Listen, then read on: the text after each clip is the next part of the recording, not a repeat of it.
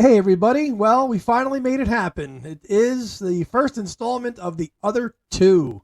And joining me today on this recording of this installment is the one of the first co-founders and first co-host of Two Legs, Mr. David Gargalino. Hello, David. Hey Andy, how you doing? Good morning. I'm glad that our schedules lined up to allow us some time to finally record and produce this first installment of this series that we're going to do tackling The Who. So we're going to jump right into it. I think we promoted it in our video trailer earlier about what we're going to do. So, just we're going to give a little bit of a back. So what we're going to do in this first installment here is basically just kind of cover the early Who period when they were really truly a mod band progressing, and then working their way up until the end of really 1966, and their second LP, a quick one retitled Happy Jack in the U.S. And then our second show will be exclusively on the Who Sellout, and that's how we're going to do it moving here. Because that early Who period can be kind of condensed a little bit, because and there are some fans, really some hardcore fans of that period, and we'll get to that eventually. But we're going to kind of open up with David's backstory and my backstory entry point into the Who. For me, the Who, we became the first band outside of the Beatles universe that I could kind of dive into and learn about. That they're okay. There's actually more music out there. And I remember my uncle when I was a teenager saying, "If you play another damn Beatles song, I'm gonna kill you." He's like, "This is an album called Quadrophenia. Go listen to it." I was probably about 15. Changed my life. Phenomenal. And then since then, and they don't have a lot of albums, and we'll talk about that. But what they put out was really truly special for the most part. So that's kind of that was my introduction to the Who, the '70s rock arena, which is my favorite period of the Who, as we'll talk about. But David, what was your introduction to the Who? How'd you discover them? Oh man, how much time do you have? They're probably my third major band I was into. So like backstory of my musical history of my life. I don't know how I got into Elvis from like 6 years old, and then I was into them from age 6 to maybe 10. And then I discovered the Beatles, and it's been almost a 30-year career for that. And how I got into Who was VH1, when VH1 was VH1. VH1. They turned into VH1 Classic, but in the mid-90s, it wasn't like a mirror image of MTV. They were owned by MTV, but so they had, Behind the Music or Music Legends, and I loved the VCR and taping Beatles stuff and the Who stuff, so I always captured that. And then going to Rock and Roll Hall of Fame in August of '96, I think it would have been open for almost a year at that point, and bought the Who's greatest hits, the very best of the Who, My Generation. My Generation, the black and white one, right? Yeah. Yeah. And I think they came out in 95 or 6. Yep. And it just had all the songs and singles I liked. And that was kind of like the band that wasn't the Beatles that I listened to. Mm-hmm. And fast forward to 98, my first concert I ever attended was Roger Daltrey and the British Symphony Orchestra. Was that the Daltrey Sings Townsend show? Is that what? Oh, this is the British Rock Symphony. Sorry. Oh, so okay. You had Roger and other people singing Beatles songs, and then Roger I think did 3 or 4 Who songs at the end, and I just loved the music. It was different. They were kind of like my Rolling Stones to the Beatles. I like the Stones from 64 to 71, but I'm getting more into them now. But the Who, man, I dove right into them. Into both feet, right? Yeah. And then just kind of followed the Who along the way. And then in 2000, for my 16th birthday, I got tickets to see the Who with John Entwistle. And you got to see the Who with John Entwistle, yeah. And that was a 5-piece band. It was a very stripped down. This is their second show on the tour. I went to the Detroit show at the Palace, and they were under rehearsed, but it was great. Mm-hmm. It just had Pete on guitar, John on bass, Rabbit on keys, Zach on drums, and Roger. And it was a little rough, but I'm like, they played all the songs I wanted to hear, and I'll go into this later. probably John Entwistle was my favorite Who member, and he was almost like the George Harrison of the band, like kind of like the black sheep, the understated, the dark humor, the understated member of the band who really was a key component. So to hear My Wife and Boris the Spider, Boris the Spider, I loved when I first heard it in like 98, 96, 98, just so weird, and looking into the backstory of that, he kind of was. That came about when he was at a bar with Bill Wyman of the Rolling Stones. So going into that, that was like I can't top seeing the Who from 2000, but no. When history that goes on beyond that, that was the last time I saw him with the Who. But I saw him in 2001 for another Beatle-related show. It was Walk Down Abbey Road with Alan Parsons and I think Nancy Wilson. And John Entwistle was on bass for that tour. Wow!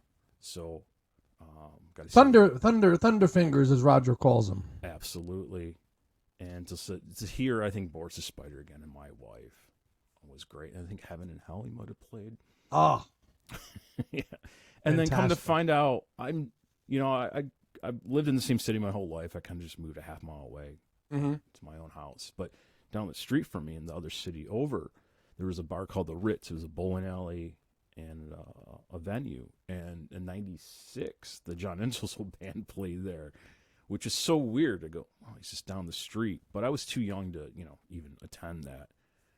But, it was like John Entwistle was important to me because my dad and I loved those songs from him. Mm-hmm. And then I skipped the 2002 tour. I was about to go into college. It was a little weird not seeing John, and the ticket price was a little bit more. So I skipped that one, and I skipped the 2008 charity show they came to Detroit with, but I saw him on the Endless Wire tour in 2006. Yeah. And then the Quad tour in 2012. 12, which I think was a better reimagining of the Quad material than they had previously done in 96. Yeah. Even though John was alive for that one, the 96 Quadrophenia show, kind of summer tour they did, where they kind of had the dialogue intercut, where they had the actors and Jimmy kind of doing his lines in between the music. And I recently read this in Roger's book and Pete's book, he just didn't like how that flowed. And then when they redid it again in 2012, it was phenomenal because it was just the album straight through. And, of course, obviously, Bellboy playing there, on the video screen with them playing to a track. Yeah. It was incredible. Did you see that tour? I did. Okay. I did. I saw that. I'm sorry, the 96 tour. I did not. I got a bootleg of that recording because that was pretty early in my Who fandom. Mm-hmm. In 96, I was 15. So I was still kind of diving in. I had only really been into them for about a year or so by that point, and going to concerts was still a little bit premature. My first concert wasn't until 98 when I was 17, so okay. I got a bootleg of it. But finally in 2012, I got to see them do Quadrophenia, and it was phenomenal from start to finish. Go ahead. I was a late bloomer to that album. My dad always told me, hey, check out Quadrophenia. Oh. I was... And I felt so bad. I was almost 30. Really? I liked the singles from that album or whatever they created. 515, Love Rain on Me, yeah. Yeah, and I heard those in other shows and I loved it. But to study that album because they were about to release in 2011. They released the Super Deluxe. Yep, the director's cut. Yeah, and so I bought the 2 CD disc and I finally got the 5 disc with the incomplete Blu-ray, but one day hopefully they'll reissue that in all the tracks. But to read about that story, and I was like, man, this album was a little bit more profound than Tommy, and I was more into Tommy at the time, or my younger days. But to see that whole album front to back, and that's the beginning of the current band, how it is now. And how it's structured, yeah. But I mean, Pete calls it their their opus. He calls it their best work. He calls it better than Tommy, better than Who's Next, and we'll get to that when we do our episode on Quadrophenia for sure. we're just kicking around, kind of entry points. But the Who have a really interesting recording career because it's so sporadic. Go look at their discography. They don't have a discography of of an Elton John or a Billy Joel or a McCartney or Joe or Stones. They don't have that many albums. They were really prolific for about a dozen years up until Keith Moon's passing, and then after that, it was really blocks of periods of their history where they would reunite. They were, and then obviously their version of the Dylan's Never-Ending Tour. Like they were gonna in 1982, they were gonna say farewell. Then they got back together in '89 for Tommy, the 20-year Tommy reunion. Then they got together in '96, and as we've read, if you've read your Who biographies and Who histories, a lot of times it was financial reasons because John needed help. I have one of his DVDs about him, and he's in this mansion, and he wasn't, he wrote a couple songs, but Pete was the songwriter, so he gets the royalties, and so was Roger on that. But I don't think Roger was extravagant.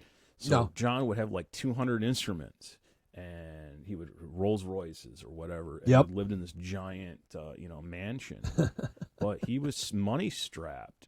Yeah. And in Pete's eyes, I think he would have been fine after the '96 to kind of just let the Who ride out into the sunset. Thankfully, for us, like '99. All right, we got to get back on tour to help John. Yeah. And they occasionally recorded a couple of songs there. Early 2000s, you had that Old Red Wine and Real Good Looking Boy, which came out on a compilation, and then of course you get the first new Who studio album in '06 with Endless Wire. And then nothing until 2019 when you get the self-titled Who album. So it's in the last 40 years, it's been very sporadic. I think it's 4 albums in 41 years. Right. So they've been visible and touring, I would say, especially over the last 20 years. That every couple of years, they're out again touring. And I must say that in terms of like how they're marketed here in 2023, if you go to their website, like their branding and their marketing is pretty spot on. Like they've got it mapped together. Like they're probably one of the better managed bands right now. And what they're doing and what they're putting out the Who brand, even though they're doing it the best way they can. I saw them in May of 2022 in Madison Square Garden, and that was a great show. It was kind of like it was a little bit of a quad. It was a little bit of Tommy and the hits, and it was really having not seen them since 2012. It was good. When's the last time you saw them? I saw them in the 2019 show, which is pretty much the mirrored image of the 2022 tour. So the same kind of show with an orchestra? Yeah. So I think they took that idea from Roger doing that in 2018 when I saw him with Tommy. Each of the cities had brought their own orchestra, so the Detroit Symphony was with them. And then I think it works better for their hearing and all that with Zach on the electric drums. It was a little weird for me to see that, because I'm just used to just real drums. But it works for the band to keep going. And those guys are in their late 70s now. And to me, I kind of see it as a little bit Who on Ice, but not so much the Who on Ice from '89. But that's a good analogy. But they're not going to be the Who from 2000 or 2002 or 2006 or 8 even. I think after the Quadrophenia tour, they got a little bit more of a backing band. Their backing band is pretty tight. Oh yeah, and so I saw him in 2019, and I saw him on the 50th anniversary tour that was postponed 2 years because of Roger's meningitis. Right. So that was in 2016, and it was kind of like an in between of the current tour and the Quad. I mean, it was a smaller band, but it wasn't the 5 or 6 piece that I had known in the early 2000s. Right. But to go back on the brand and the touring, when John passed, I think that helped John and Pete's Roger and Pete's relationship. They're only 2 left because they always butted heads, and they were always the polar opposites. And I think they've both gone on record saying that that forced with John's absence, that forced them to kind of become closer than they ever did. Yeah. Did you ever see him with John? No, I did not. So I skipped the 02 tour. So I hadn't seen them in 6 years, from 2000 2006. And if you've seen John, you know, and any of your fans or whoever's watching, and then you saw him after, you felt that void absence. You know, he had Pino Palladino, which that guy's phenomenal. Yeah. But it's not John. And No. that guy had thunder fingers, you were saying. He was like a piano player on bass. He wouldn't use a pick. He would just, you know, like hammer on, you know, and Go watch any of those vintage concert films from the 70s. Go watch The Kids Are All Right and the Shepperton footage of him sitting there just doing bass, you know, in 78, 77 there. yeah. It's incredible. Give us a little sampling there. Yeah. Mr. Gargolino, who is also a musician if you did not know. Yeah, by hobby, not trade. So John, you know, if you see pictures of John throughout the 60s and 70s, he had like a Fender maple neck sometimes, and that is like a brighter tone, and he would either put that on like a Gibson Thunderbird bass body or a slab board P bass. This isn't slab board. Slab board would be like a solid piece. It's no contour. What model bass is that? This is a 1957 reissue Fender P bass. Okay. And it's got a maple neck. It's kind of glossy, but those tones I like from John, you know, and that's just me playing. But like he do that hammer-on thing, just with his fingers, you know. He's a piano player on, you know, so you know.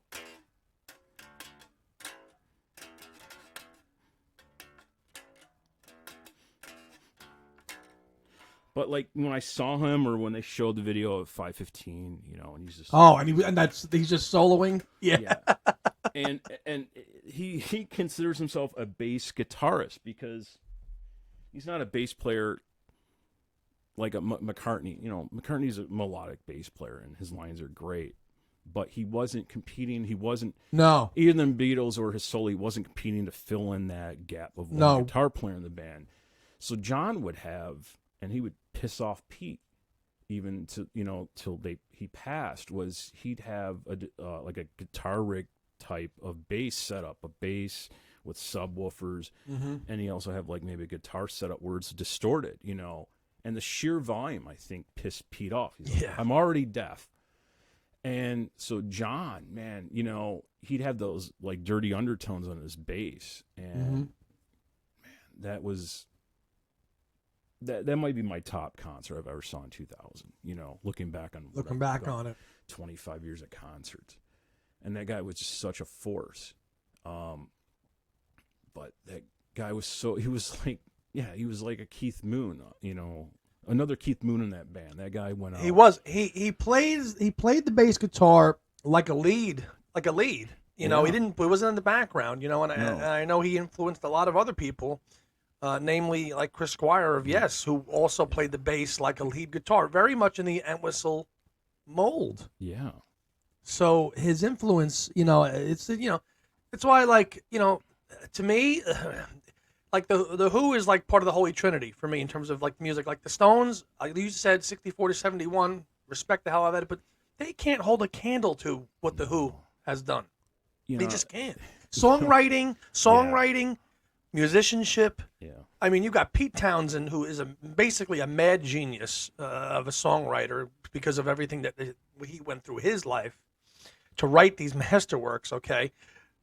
Ridiculously talented musicians with Entwistle and Moon, and then a voice for Townsend's words. So it's really like a four-headed monster. Yeah, I mean, you had very distinct personalities, different personalities, but when you put them together, I mean, that's what the Who is. You know? Right. And they're very much like the Beatles that way. Yeah, you need each corner to be that table to hold up. Right. It would be very different if they had another drummer. I mean, you could tell it's a different band since Keith Moon, you know. Oh, sure, but pound for pound, from 1965 to 1978, you know, that 13-year period, you know, is equal to the Beatles in terms of their talent and productivity. I mean, people might argue they, you know, just to be contrarians, they might be better because they had Quadrophenia, Tommy, you know, Who's Next. I mean, that's like the Pepper, you know, to, you know, White Album to Abbey Road. They you make a good point because they transcended. They started in that same period as the Beatles. The Beatles ended, and they kind of reinvented themselves in the '70s and went to their greatest popular, stratosphere ever. Yeah, I mean their perception trajectory started around the Who's Next, like Right. that rock So god kind of persona, because Roger looked like this mod dude that you just come off the streets of London right.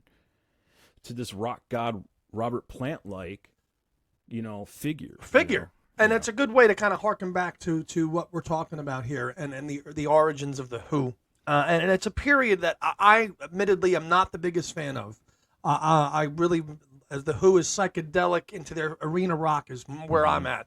But you watch your Who documentaries and Who histories, and you read your Who books, like any big Who fan does. You read them, you learn about their foundations, and how they were just a R&B band. They were from Shepherd's Bush, and they got their start really as kind of the Detours, and then later the High Numbers, and they're very much a mod movement specific to the UK. This was very different than the Beatles. That's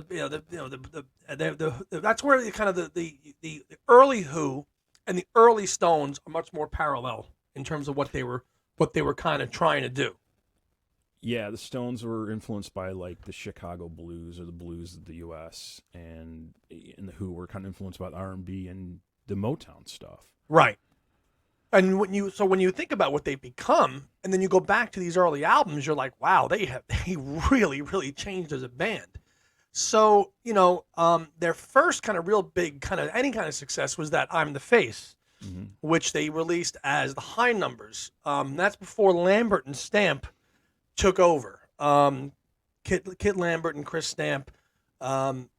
Eventually, I think that's when they discovered them in the hotel, right? They were making a documentary. Yeah, they were making a documentary, and they were like, "Who's that?" I don't know the deep details of that, but like, it's interesting. If it, Kit Lambert and Chris Stamp, man, those are like the two Brian Epsteins of like the Who, because if they weren't around, they might have continued on that R&B trajectory, and they might have hit a wall.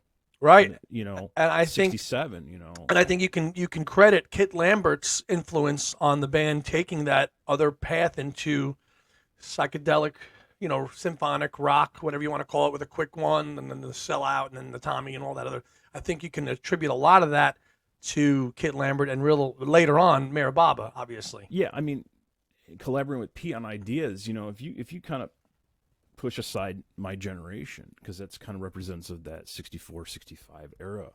They always had like a kind of a concept in their mind for each album, and with the quick one that we'll talk about a little bit later, But the first one, obviously is like a dozen tracks. Okay, so in America, it's just called The Who Sings My Generation, and in the UK, it's called My Generation. Again, this was back in the day when the record companies, as we know in the Beatles history, would just resequence and rejig albums any way they wanted to. And obviously, My Generation is the song that puts the Who on the map, right? That's the song that is like, okay, we're here, and wow, this is like, okay, we're, now that's their first kind of, I mean, you got that. Like, I mean, I can't explain. I think actually, does I Can't Explain come after this or not?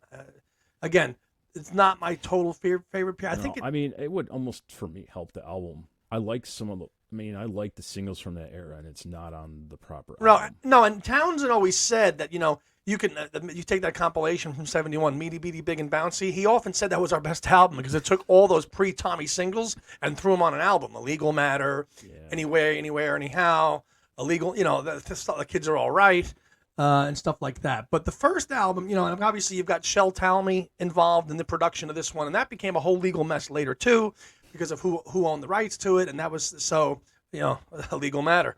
Yeah, exactly. But in terms of those first that first Who album, is there anything off that album that sticks out to you that's like, wow, this is can't miss? I listened to it just about all of it in preparation of this. And it's ho hum, early R&B Who stuff. What's your take on that first Who album? Well, when you press play on the first song at Out in the Street, you're like, wait, that's an intro to Anyway, Anyhow, Anywhere. Yes. you know, and the singles around this time was I Can't Explain Anyway Anyhow, My Generation Substitute, and I'm a Boy, you know, kind of that era. But, and then, you know, like, I like La La Lies, and of course, My Generation is the band, you know, that's the band's kind of like slogan for the, you know, their whole career. You know, there's no track that stands out. Just like you're like, wow, they're really influenced by R&B and the Motown, you know, and to go on a background on the reissue, they kind of distanced themselves basically because of legal issues with Shel Talmy, and Shel actually was kind of the proponent to release in 2002. He wrote something in the, you know, the deluxe edition of it, but I think he's still around. I'd love to hear, you know, interviews on him, on his perception of the band. But so this album didn't get released on CD till 2002. That's crazy. And then there were some tracks that were missing from the stereo because of the masters. So when you say CD, they're just the 2 CD deluxe edition. CD. And then the super deluxe, you had Pete and Roger add some rhythm track, I think, to My Generation in 2015 because they're missing because they were missing it. You know, can you imagine a Beatle? You know when they do "Please Please Me" and they're like, "Oh shit, we don't have that stem track." You know, you can't really go back. But no, it's funny. I'm just looking at the track listing for the you know, they do like Daddy Rolling Stone, which I know I've heard Lennon reference that. There's an interview from the '74 where he plays that on the New York FM station, and he goes, but he plays the original Daddy Rolling Stone, and he goes, "That was Daddy Rolling Stone for all you Who freaks." So yeah, lots of, you know. There's a James Brown cover on, you know. Yeah, I mean, obviously the and then you've got the, you know, they've totally expanded the hell out of this thing, but. To make it worthwhile, to kind of dive in. I mean, you know, you've got Legal Matter mono version with a guitar overdub, My Generation mono. So lots of different mixes and, you know, different different versions on these other kind of deluxe editions, 2002, as you mentioned, and the 2014 Super Deluxe, which I think you have there. Can you show us? Yeah. Yeah. There. That's the album proper as the Who envisioned it, right? Not the bastardized American version that came out. Yeah, it's the UK. So you have CD1 is the original mono mixes, I think, with bonus tracks, CD2 stereo mixes.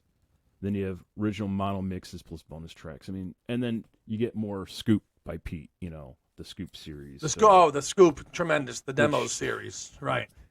That might be one of my favorite Who projects. From, you know, I know it came out in the mid '80s and reissued on the CDs in early 2000s. Isn't it amazing when you listen to those how complete they were? And he was like, "Hey, just do this, just do what I did, but do it better." When you listen to those Scoop it's like demos, McCartney to Badfinger. Hey, you know, yeah, right. Exactly. Yeah, but it's you know, I tell you what, it's an album. The first one, you know, it probably will not get as much attention as the other periods, but you wonder as time marches on in the Who.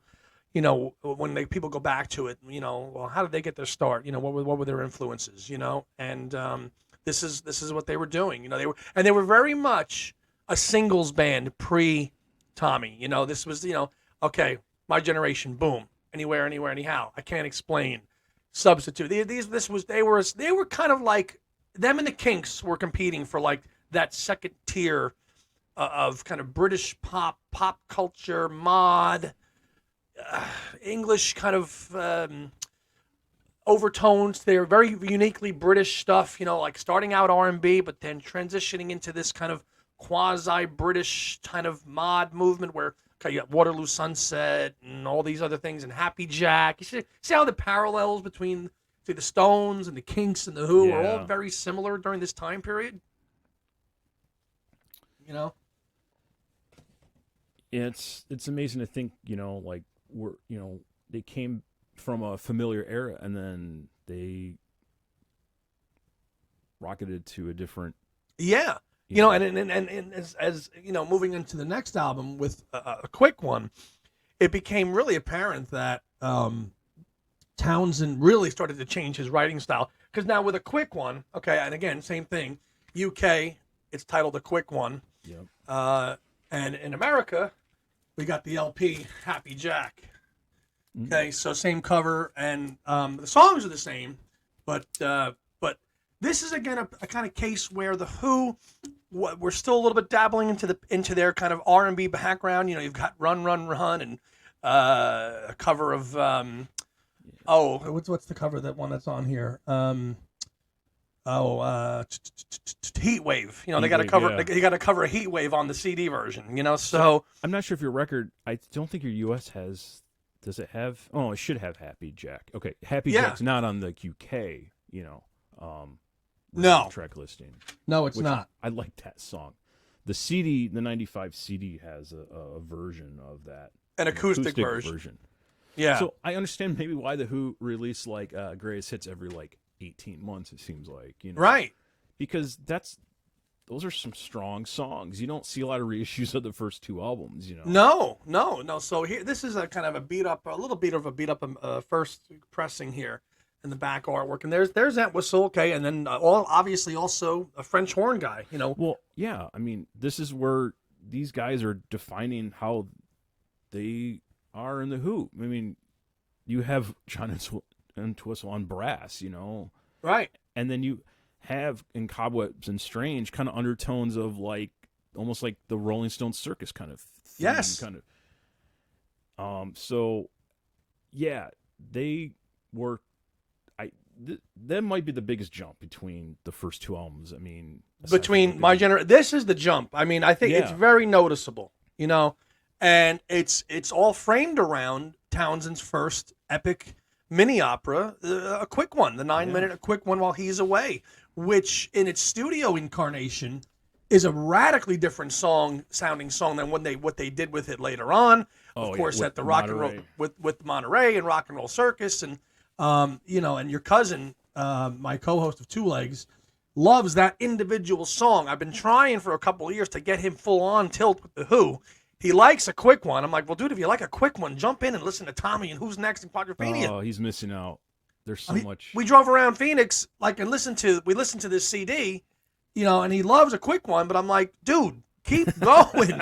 If you like a quick one, don't stop. Yeah, help him out, man. So this box set, good show there. Tell us, this box set actually has a hybrid version of a quick one.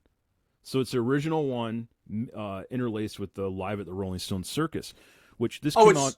Yeah. So it's a little bit. I haven't listened to that in so long. It's it's a little bit of the original one and then intercut with the Rock and Roll Circus one. So what's interesting? This came out like May of '94. Well, the Rock and Roll Circus didn't get released to the public until 96. Oh, I'm sorry, 96. 96. That's, I think I saw them on VH1. That's how I kind of discovered that song, and I love the rock and roll the Rolling Stones Rock and Roll Circus show, that version. Oh, that version is off the charts. But I'll tell you what, the Live at Leeds one is just, the Live at Leeds and the Live at Hull are just as good. Yeah, I got to hear that. It's been a while. Oh man, Live at Leeds, and we'll get to Live at Leeds as well when we do a future one. But obviously, I think that was a lot of exposure for people to say, "Wow, this is a Rock and Roll Circus." You know, the Who doing a quick one. Which obviously even the Beatles do a little bit of a cover in during those Let It Be sessions. If you know your Let It Be history, they do a little bit of that. They do a little bit of a quick one. Well, rumor has it Stones didn't want to put out the circus show because I think the Who kind of stole the show with that, you know. And they had a tendency to do that. I mean, just go ask Paul how he fared at the concert for New York City in 9/11. Oh, the Who stole the freaking show. You know, that's probably one of the greatest performances by the Who. You know, hands down. Any era of the That's Who, it, man. You know, Who, man, this is it. And they just the whole background. You know, that was a really tough period of time. You know, that's an understatement, but to see everyone, you know, collectively together, just I'm David. I'm getting. You can't see them, but I just got goosebumps, man. I just got goosebumps thinking about them doing "Won't Get Fooled Again," and like we're all Paul people, right? And he's there doing his thing, but like the Who fucking rocked Madison Square Garden that night. I recently bought that on DVD, the official show. So there's a lot of stuff I really don't want to go back to, but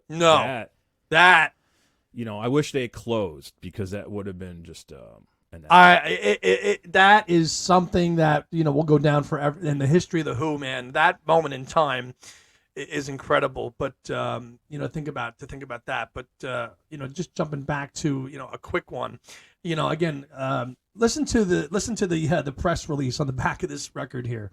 Right, sit down. You think you've heard the British sound and those British groups, but as the people say, you ain't heard nothing yet. This sound is that of The Who. Be careful. It is power, guts, thoughts, and it represents one of the most brilliant groups yet to emerge from Britain. It also represents one of the most amazing and fantastic stage acts to be seen in the world today. In this album, you are presented with all The Who stage act. The 4 individual talents this group are showcased here, and all the songs are on their own compositions. Writing their own material leaves The Who flying free to experiment and progress, something they never stop doing. Within these 10 tracks of The Who, new sound dimensions and imaginative ideas, The Who will keep their title, the world's most sensational pop group, Nick Jones, melody maker. So it's very interesting to see how quickly they change their style with this second album. So that album came out in the UK December 9th, 1966, and then I believe April of 67. Here? Yeah. April and May of 67. So it was like just a month before Pepper dropped. Right. But like, I seem to gravitate towards the John songs, like in I Need You, there's like a quick one while he's away motif. There's kind of like a common theme that begins in that album that eventually gets to a quick one at the end. Underrated track on this album too. I always felt it was an early Townsend one, that Daltrey. It was So Sad About Us, which I know Eddie Vedder does a great cover of that song on a Who live album, I think from the Royal Albert Hall from the early 2000s. So sad. You've got that. It's got that classic Townsend guitar jangling opening. Dun, dun, dun, dun, dun. It's there. Those classic Townsend flourishes on guitar are on that track. You've got a Daltrey song on here with "See My Way" too, just on his own credit. But I think it's a stronger album for sure than My Generation. But there's elements of what they were and what they're going to on this second album. Absolutely, it's pretty evident. Even with Heat Wave and Cobwebs and Strange. So my first exposure to that was seeing it in the Kids All Right documentary with that montage with Keith Moon and then running around, fooling around with him. But it's perfectly Keith Moon. Again, I Need You, Cobwebs and Strange, Quick One. I mean, obviously, a Quick One is Townsend's big number on the whole thing. But they're still it still looks at this point in time that the band is trying to be somewhat democratic, where everybody's kind of getting before Townsend really just dials down and says, "I got it, Tommy, from on. It's all me." Isn't it interesting to see that they were still trying to be a band here? Yeah, I don't think the financial issues came about as at that time as it did later. And that's where they had to reinvent themselves, and that's I think where Pete took that. Okay, I'm gonna write for the band, and this is what we're gonna do. And I think if it wasn't for Tommy, I think the band would have ended the next album. Yeah, done. And again, don't forget, in between this album, between the first album and the second album, you've got a great standalone single with Substitute. Yeah, which wasn't on an album. Nope. Great track. Which again, awesome live at Leeds killer version. So you got Substitute, which is just by itself. Yeah. And then Pictures of Lily. Pictures of Lily, which is after this, but before Sellout, right? Correct. It came out in April of 67 in the UK and June of 67 in the US. Right. So it was recorded on April 5th, 67. Right. So it's like it's amazing these bands record these albums. And mind you, there was also an EP between both albums that kind of saw that what was that one called again? Ready Steady Who. Ready Steady Who. So what's on that one? You had the Batman theme song, Bucket Tea, Barbara Ann, Disguises, and then you had a couple B-sides. Doctor, I've Been Away. So Doctor was a B-side of Pictures of Lily. I've Been Away was a B-side of Happy Jack. Yeah. And then you had some bonus tracks on here. Like In the City was just a John and Keith in the studio moment. Just John and Pete and Roger were out. And then I think Pete overdubbed some guitar. Yeah. So, I mean, this is a fertile period for The Who. Very. And I think this one actually will, if we ever get a super deluxe of a quick one, that'll be a gem and a half. You know, we got the Who Sell Out in 21, but a quick one I think is an album that, with all those extra things and mixes that are out there and alternative, I think that would be a real nice companion piece to the Who Sell Out, and in terms of culminating this kind of, as you put it, fertile period of activity for the band. 66, pop art, psychedelic, R&B, Yeah. you know, Motown. It's all those genres kind of clashing still before where they kind of go, and they go into major pop art, obviously with the next album, and then they're off and running. I wish I was around in '67 in Michigan, because Detroit was one of the first areas that they played. They played in Southfield, which is like a larger city just north of Detroit, a few miles, at a high school. Right, right. I mean, they're playing gymnasiums, you know. They're playing gymnasiums because they're very much a singles band. I don't know if it Yeah. was that tour in '66. I think it was in '67 where they were opening for Herman's Hermits. I think that was in '67. I don't think it was in '66, but at this point in time. But yeah. And High then school gymnasiums right in yeah, Detroit. they went from gymnasiums to theaters, and so the famous one in Detroit is the Grandy Ballroom, and they were always there, and so they made friends with people that were local here that are still with them today in their crew. But yeah, I mean, There's so much history within you know, every period of the Who that it could be a book could be written about it. Well, just on this period alone, the touring, everything they went through, because they're touring to make money, because they're not really a bona fide album band yet. So Yeah. they're cranking out I Can't Explain, My Generation, Happy Jack, Substitute, and they're touring, you know, America to. So they were, you know, maybe a polar opposite of the Beatles, because the Beatles said, well, we're selling records. It's just no one hears us live, so we're just become a studio band. And they Right. had the luxury of doing that. Where Who were just as, I think, prolific in a way. But they're like, okay, we're selling singles. We're not selling albums. We're not. No, and we're being marketed as a singles band, and that doesn't really change until Tommy. Yeah. You know, and I think, and we'll talk about this in the next episode we do exclusively on Sellout. I think Sellout has done better in the 50-plus years since now than it did then. Mm-hmm. Absolutely. You know, and of course I Can See for Miles and all that other stuff, and that's just a whole other thing. But you could see that's where they were clear. When you look at a quick one / Happy Jack, it's clear that's the road that they were going to go on. Because, you know, obviously, you know, and the comparisons between Townsend not really being a Beatles fan and not really liking what they're doing, I call bollocks to that. He liked what they were doing, and he just was too proud to admit it and did it his own way. Would you agree? Absolutely. I think there was some envy there, but he knew what he had on his plate, and he couldn't be too worried about other bands or praise him too much. I mean, they had that attitude, you know. I mean, it was said, you know, Beatles wrote better songs at the time, you know, but Sure. the Who could blow them off the stage, and you know. Right. Like if you're gonna listen to A Hard Day's Night before you listen to My Generation or Happy Jack. It's just that's where they were at that time. Mm-hmm. They weren't there. Now, as we get on a little later, that changes. Yeah. That changes. And I think it's also interesting to see how the other band members were like very happily to say, okay, because as you just said a few minutes ago, Make or Break Time was with Tommy. That's not a success. Those four guys go their own way, and I think because it was a success, and Pete did it all with Kit's kind of guiding hand, the other three were able to say, okay, we're going to sit back. Mm-hmm. We'll ride your coattails and play your music and do that. Which shocks me how him and Roger was kind of he was antagonizing, because, like, okay, this is your breadwinner, and I get it, you're the voice for the breadwinner, you know, for Right. the benefit of the band, but, you know, I think they kicked out Roger at one point, or he quit, or, you know, like, it's like, man, you really shouldn't bite the hand that feeds you, or kind of like maybe get along a little bit better, you know. Roger could kick all their asses. That's the thing. Roger was the that's one who true. would just. That's it. In his mind, it's still his band. He was the guy that started the band, but then you had Pete, the songwriter, the kind of like, okay, Right.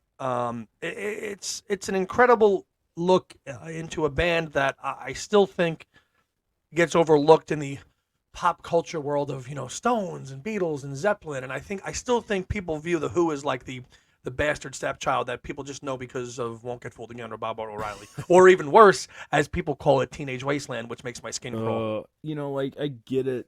It kind of bothers me. I think we're going back to like 20 years now, 25. Like outsourcing these songs to CSI or these TV shows, Right. And it's like, okay, the Beatles are hold Well, the Who very close. The Who have sold out. And Pete would go, "That's fine, because I'm raking in the dough for that." But yeah, to me it was like, oh, Beatles, Stones. I'm like, you should say Beatles or the Who for me, Right. Or it was like a Led Zeppelin Who thing. I'm like, I'm more Who, and that's Yeah. not discredit the other bands, just like, no, I mean, these guys better. You couldn't probably find two. And I know we're jumping ahead here, but you couldn't find two bigger bands probably in terms of mass popular appeal and what the height of their game. Say 1973 with Led Zeppelin and the Who. I mean, they pound for pound had to be like 1 and 2 for top draws, concerts. Like by 72, 73, 74, those two bands are neck and neck in terms of global appeal. Yeah, and you got to thank those bands for I think the live concert of today. You look prior, there was the PA systems of the 60s were just like the PA systems of the ballparks, and they didn't have the whole rigs, and you needed that for the loudest band, the Who, just like that set up this landscape for the concerts of today. It did. Even before, Pete was getting his destroying his guitar on Smothers Brothers show, and Keith Boot having fireworks in the drums and blowing his eardrums out. I mean, can you imagine that happening? I mean, okay, you got to take out the history. You got to not think about like what happened that started today. I mean, people going ape shit. Like, I don't know, because it now just seems so cliche to do that, but in the world that we live in, but they were a dangerous band. They weren't dangerous people, but their persona. Right.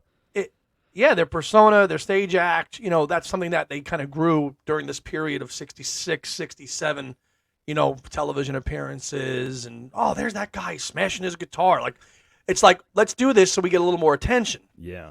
That was their social media kind of.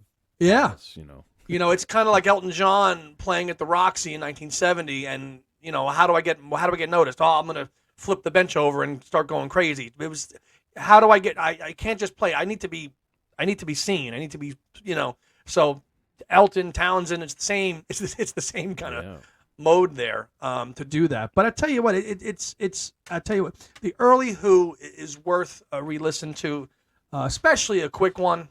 Happy Jack. I think it recently got a half speed because all the Who stuff has all been half mastered as well. And I did see that at my local record store. A quick one is also available on a 2LP half speed remaster on vinyl. Have you gotten any of those? No, I'm very I only have so much shelf space, so vinyl's heavy. So I don't know. I haven't gone after that stuff. Yeah, I'm always interested in the original pressings or the first original era pressings, but yeah, like our buddy Ethan Alexanian, he's all about the first pressings, and if you can get them, great, but they're pricey. They're pricey. I know your cousin likes them too, but he likes to get the best quality. Although now he finally kind of learned from me. He kind of is getting all the different variations now. Initially, when I first met him, all he wanted was like the latest, greatest, neatest, cleanest pressing. Now he's like, oh, okay, I'll get the first pressing of this or the second. I'm like, see, you got it, you got it, you got it. But no, it's been a blast to kind of go down this early period of the Who again, and as we kind of go through their main canon. Really, when we start kind of getting into the heavies, we're gonna really go into track by track of stuff that we really have what we fell in love with, and we wanted to do justice and cover the whole discography, so we knocked out these first two albums really quickly because it's the early period, and as we said, they were a singles band, so I'm sure there are Who fans that really love My Generation, or a quick one and we'll listen to it straight through, but you can pull the best bits out of this and really make your own little compilation. So I'm not sure if you want to do like an update on current events of the Who right now. If you want to jump forward, You know. Yeah, let's wrap it up. Let's wrap it up with what's going on. Well, do you want to talk about the adultery news? Yeah. So Daltrey, I think about a week and a half ago, I think is doing a solo tour. He likes doing that mainly not for the money, but to keep his voice lubricated, so to speak. Because he doesn't use it, he loses it. So God knows during COVID if he was just doing vocal, just singing on his own just to keep his vocal cords going. The first show I think last week in Florida. Yeah. It had been cut short after the first hour because he was having hearing issues and I think he was. I'm not sure if he had bronchitis, but I think he had maybe. Yeah, and he stopped and he goes like he said along the lines of I keep going, I can't sing ever again. But I think he meant that show he had to step away because he did a cruise a couple days ago and he was singing again. But you know, and he's done 70, this. And he's how old? He'll be 79 in like 2 weeks. No, Right, less than a week. He's done this before where he stopped the show, and Rogers had some really seriously, as you mentioned earlier in the show, documented issues with his voice. And if he's not feeling it, he'll just say, "Look, folks, I'm done for tonight." You know, and kudos to him, man, because we all know it's. And your cousin always says this, and it's so true. We're coming to the end of touring actively for these guys. As you said, these guys are about it, getting close to be 80. It's not going to last forever. It's just not. So if you have the opportunity to go see these guys, and just go. Take your kids, take your grandkids, because this is going to be something that, the legends, you're not going to see it. You're going to, you're in 20 years, you're going to pay $100 to see a tribute band do this stuff, which is already happening now. Yeah. So it's sad, but it's a fact of life. We see it with McCartney. We see it with the Who. Everybody's scaling it back. Bob Dylan is still going. So they're going to scale it back at some point. But and then you've got, in terms of other new Who news, and we talked about this over text. You've got the live album coming out in a few weeks from the 2019 tour with the orchestra, which I know you were kind of like, ho hum about, right? Yeah, because it's is it Shepherd's Bush? Is it right? Yes. Or Wembley. I think it's Wembley.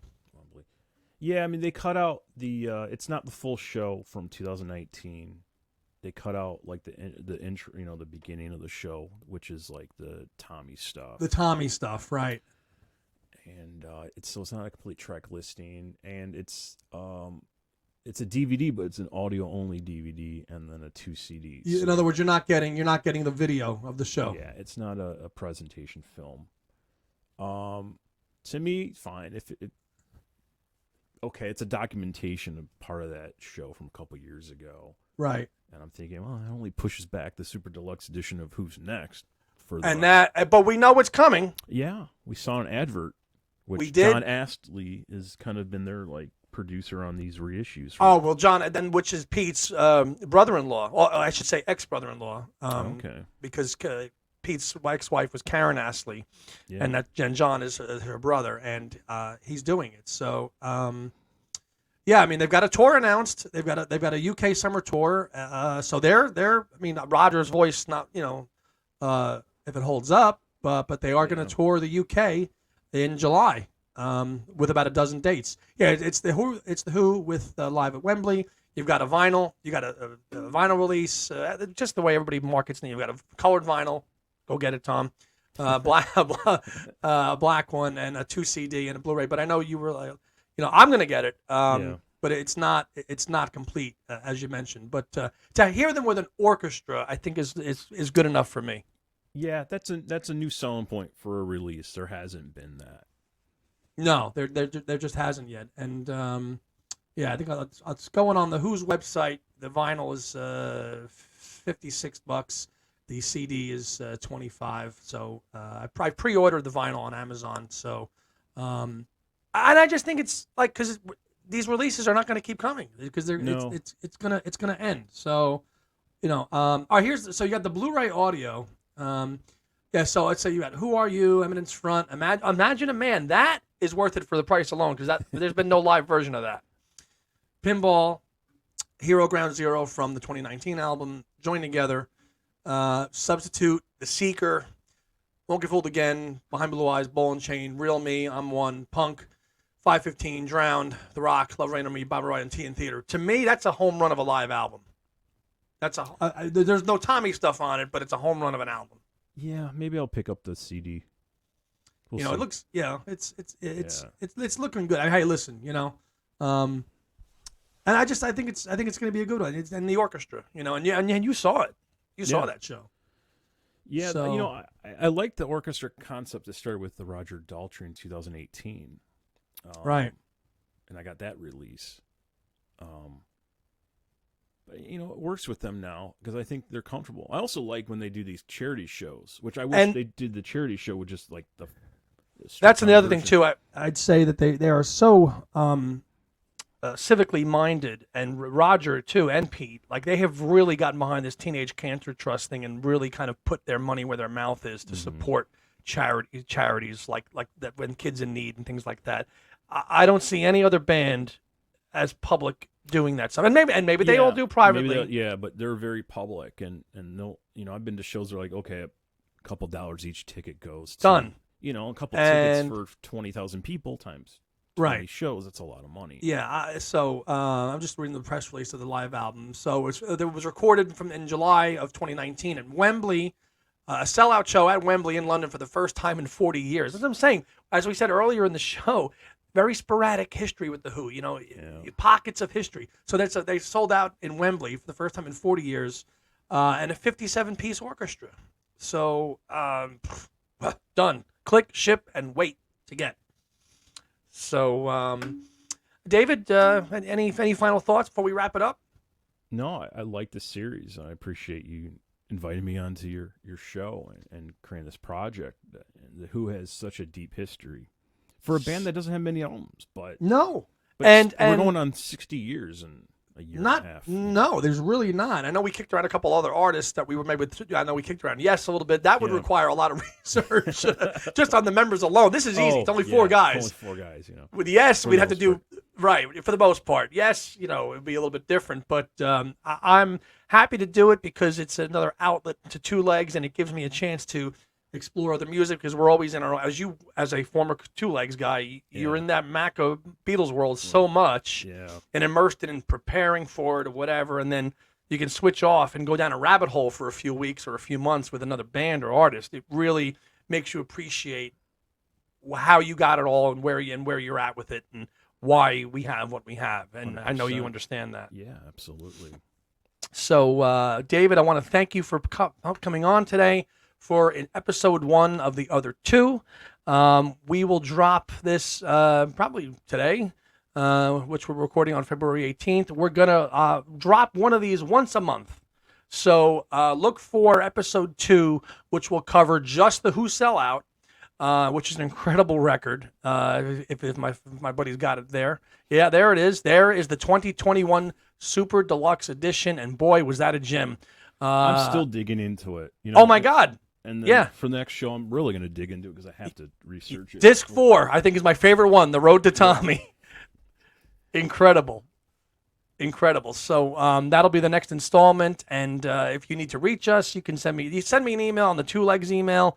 If you have any thoughts on The Who and what you'd like to see us discuss as we move along. This will take us probably the better part of a year to do as we go through The Who's, say, a dozen or 16 or so albums. So this will take us through 23 and probably a little to 24. Which maybe we'll get the Super Deluxe to show by the end of the year. I'll tell you what, if the Super Deluxe of Who's Next comes out, we'll do a live unboxing right on Andy's Music Vault here on my channel. And we'll do it like what Tom and I do when we get all our Beatles stuff. So everybody out there, thank you for tuning in, and stay tuned for the next installment of this show, and head on over to Two Legs to see our latest show, which dropped today, which was an interview that Tom conducted with Madeline Beccaro, who wrote the book Infinite Universe. I'm sorry if I got that wrong. Madeline Beccaro wrote a book on Yoko Ono, and I was not part of it because I was getting over the bronchitis, and that dropped today. Madeline gave a really nice interview, and a close friend of Yoko Ono, who actually is 90 years old today. So happy birthday, Yoko. So check out the Two Leg stuff, and we'll see you next time.